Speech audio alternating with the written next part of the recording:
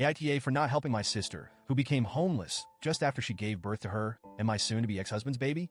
I, 26F, grew up with my younger sister, 24F, in a tough household. Our parents were strict, but not in a way that made us feel secure. It was the kind of strictness where mistakes led to yelling, and emotions weren't really allowed. My sister and I leaned on each other growing up.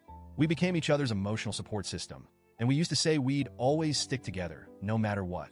When she turned 18, we both agreed it was time to leave home. I was 20, working a part-time job, and I had saved enough for a small apartment in a new city. We pooled what we had and moved in together. For a while, it felt like a dream. We had freedom for the first time in our lives, and we were determined to make it on our own. A couple of years later, I met Mark, 28M. He was charming, funny, and had this way of making me feel special. I fell for him hard, and he seemed just as into me. We started dating, and within 2 years, we got married.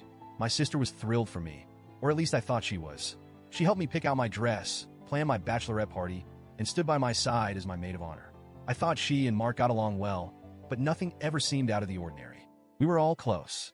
My sister lived nearby, and she'd often come over for dinner or movie nights. It felt like we were building this little family, something I'd always dreamed of after our chaotic upbringing. But everything shattered a few months ago. My sister called me one evening and said she needed to talk. She sounded nervous, but I didn't think much of it. When she arrived, she looked pale and uneasy.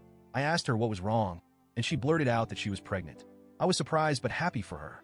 I asked if she was ready for this and who the father was. That's when she broke down crying. She told me the baby was Mark's. I remember sitting there, frozen. It felt like my brain couldn't process what she was saying. She kept crying, saying it was a mistake, that she didn't mean for it to happen. But all I could hear was the fact that my husband and my sister, the two people I trusted most, had betrayed me in the worst way possible. Mark came home while she was still there. I confronted him, and he didn't even try to deny it. He said it had been going on for months, and that he didn't want it to happen this way. As if there was any right way for this to happen. I kicked him out that night and told my sister to leave too. I wanted nothing to do with either of them. For the next few weeks, I was in a daze. I filed for divorce and blocked Mark on everything. My sister kept trying to call me, but I ignored her. She sent me long, apologetic messages, but I couldn't even read them. The betrayal was too much. Fast forward to a few weeks ago. My parents called me out of the blue, which was unusual.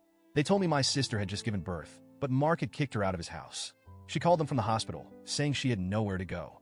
Mark was planning to fight for custody of the baby and didn't want her back. She was desperate and asking for my help. I told my parents no. They were shocked. They said I was being heartless, that she was my sister, and she had a newborn who needed stability. I told them I didn't care. She made her choices, and now she had to deal with the consequences.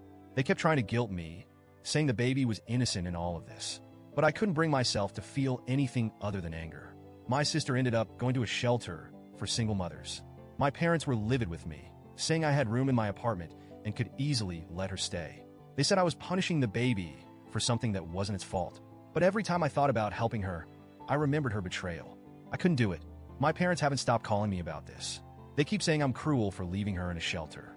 They told me I should be ashamed of myself for turning my back on my own flesh and blood. I told them it was ironic for them to talk about family bonds when she destroyed mine. The thing is, I don't even know how I feel anymore. Part of me feels justified. She made her bed, and now she has to lie in it. But another part of me feels guilty. I think about the baby and wonder if I'm being too harsh. But then I remember her sneaking around behind my back, lying to me, smiling in my face while sleeping with my husband. It's a never-ending cycle of anger and guilt. My parents keep pushing the idea of forgiveness. But how do you forgive something like this? How do you move past such a deep betrayal? I'll try to focus on rebuilding my life.